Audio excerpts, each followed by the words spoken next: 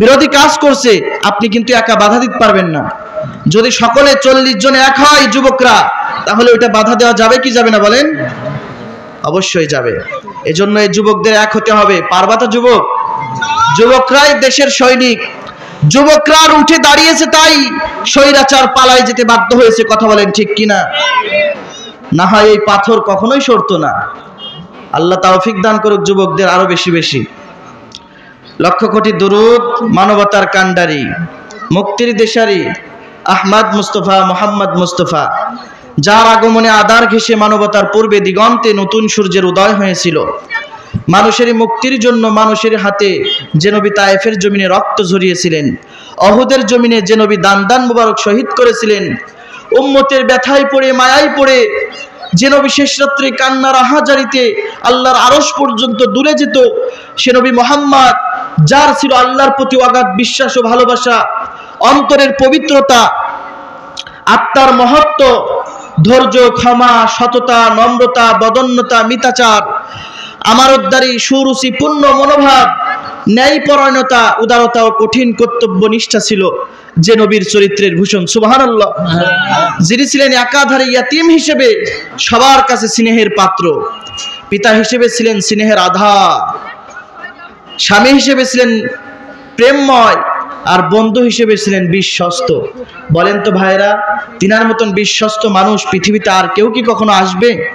আরো জোরে বলেন, তিনার মতন মানুষ পৃথিবীতে বিশ্বস্ত আর কেউ কি কখনো আসবে?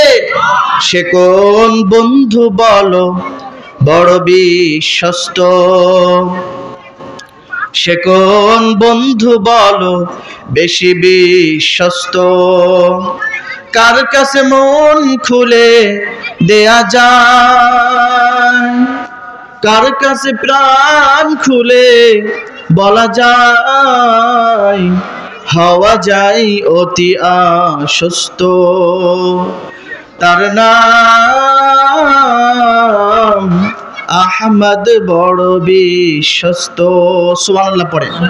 তিনার মতন বিশ্বস্ত মানুষ পৃথিবীতে আর কেউ কখনো আসবে না। কি পৃথিবী! আল্লাহ রসুলকে পৃথিবী জানে, চেনে, তিনার মতন মানুষ এই পৃথিবীর জমিনে আর কেউ আসবে না। যিনি ছিলেন সফল ব্যবসায়ী, দূরদর্শী সংস্কার, ন্যায় বিচারক, ন্যায় বিচার করতে তিনি বড্ড পছন্দ করতেন। আজকে সমাজের নেতারা তো ন্যায় বিচার বোঝে না। কথা বলেন ঠিক কিনা? আজকে সমাজের নেতারা কি ন্যায় বিচার করা বোঝে? এরা শুধু যেখানেই টাকা আছে সেই দিকেই বিচার চলে যায়। কথা বলেন ঠিক কিনা? অথচ আল্লাহর রাসূল বলেছে, সাবাতু ইউযিল্লুহুমুল্লাহু ফি যিল্লি ইয়াওমা লা যিল্লা ইল্লা যিল্লু, ইমামুন আদিল। 7 শ্রেণীর ব্যক্তিকে আল্লাহ রাব্বুল আলামিন আরশে আজিমের নিচে ছায়া দান করবেন, যেদিন কোনো ছায়া থাকবে না। মানুষ পানির পিপাসার জন্য তারা কাতর হয়ে যাবে, জিহ্বাটা বের হয়ে যাবে। ওই কঠিন মুসিবতের দিনে আল্লাহ রাব্বুল আলামিন 7 শ্রেণীর মানুষদেরকে আরশে আজিমের নিচে ছায়া দান করবেন। তার মধ্যে ওই ব্যক্তিকে ছায়া দিবেন যে ইমামুন আদিল, ন্যায়পরায়ণ বাদশা ছিলেন, ন্যায়পরায়ণ শাসক ছিলেন, ন্যায়পরায়ণ নেতা ছিলেন। তিনি ন্যায়পরায়ণ করতে আল্লাহ রসুল পছন্দ করত। ন্যায়পরায়ণ যারাই করবে তারা আরশে আজিমের নিচে ছায়া দান করবে। আল্লাহ তৌফিক দান করুক, যারা এলাকার মধ্যে নেতা আছে তারা যেন ন্যায়পরায়ণ করতে পারে, ন্যায়ের বিচার করতে পারে, সে তৌফিক আল্লাহ দান করুক, পূর্ণ আমিন। আমিন। তিনি ছিলেন ন্যায়পরায়ণ, দূরদর্শী সংস্কার, মহৎ রাজনীতিবিদ। তিনি যে রাজনীতি করেননি এমন কিছু, অনেকে বলে হুজুররা রাজনীতি করবে কেন? রাজনীতি করার কি দরকার হুজুরদের? হুজুররাই তো রাজনীতি করবে। হুজুর ছাড়া এই সমাজ দেখবে কে? কত মানুষের শাসন আমরা সমাজে দেখলাম। কথা বলেন ঠিক কিনা? আইয়ুবীর শাসন, বঙ্গবন্ধুর ভাষণ, জিয়া কেটেছে খাল, এরশাদের নানান তাল, ফখরুদ্দিন, মহিরুদ্দিন, হাসিনা, খালিদা, সব ঘোড়ার ডিম দেখা শেষ, সামনে টুপিওয়ালাদের বাংলাদেশ। কথা বলেন ঠিক কিনা?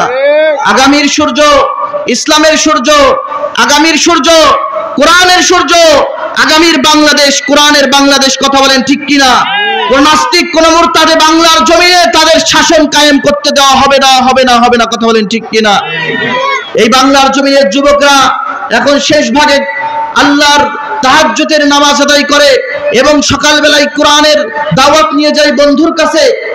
এই বাংলার জমিনের ভার্সিটিগুলো, প্রযুক্তি বিশ্ববিদ্যালয়গুলো এখন আল্লাহর কোরআনের উজ্জ্বল ঘাঁটিতে পরিণত হয়েছে।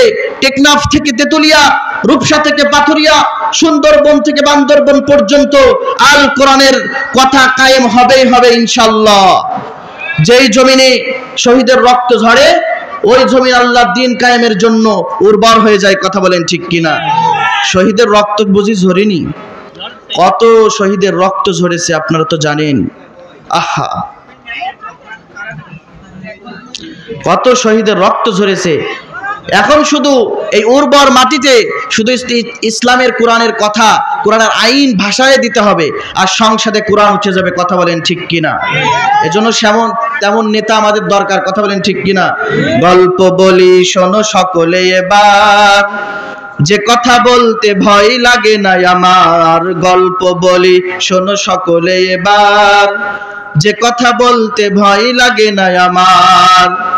ভয় করে কি হবে, মরতেই তো হবে। ভয় করে কি হবে, মরতেই তো হবে। শহীদি মরণ শুধু কামনায় আমার। গল্প বলি শোনো সকলে এবার, যে কথা বলতে ভয় লাগে না আমার। গল্প বলি শোনো সকলে এবার, যে কথা বলতে ভয় লাগে না আমার। দুর্নীতি ও বিচারে দেশটা ভরা, জাতির নেতারা আজ নীতি হারা। ঠিক কিনা? দুর্নীতি ও বিচারে দেশটা ভরা, জাতির নেতারা আজ নীতি হারা। সুদ ছাড়া অফিসের কাজ চলে না, সত্যের পয়গাম কেউ শোনে না।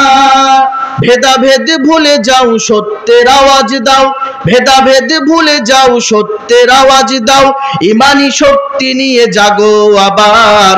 গল্প বলি শোনো সকলে এবার, যে কথা বলতে ভয় লাগে না আমার। গল্প বলি শোনো সকলে এবার, যে কথা বলতে ভয় লাগে না আমার।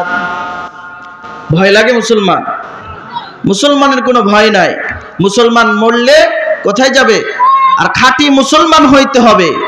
নামে তো আমরা অনেকে নামে মুসলমান, নামের মুসলমান আছে, কামের মুসলমান আমাদের নাই। ঠিক কিনা? হাম মুসলমান হাই মগর हम में मुसलमानी नहीं, हम में ईमान है मगर हम मोमिनी कामिल नहीं। हम में ईमान है मगर हम मोमिनी कामिल नहीं। আমাদের মুসলমানি দিয়ে সিল লাগায় দিয়েছে, ওই যে মুসলমানি করা হয়েছে ছোটবেলায়, ওইটার মুসলমান। বাপ দাদা মুসলমান তাই আমরা মুসলমান, সূত্রে মুসলমান তাই আমরা মুসলমান। খাঁটি মুসলমান আমরা হইতে পারিনি। মুসলমান কাকে বলে? মুসলমানের কি আখলাক, কি চরিত্র আমাদের জানার দরকার আছে না নাই? বাপ দাদা মুসলমান, আমরা মুসলমান, আর ভাবি মুসলমান হইতে বলেছে আল্লাহ।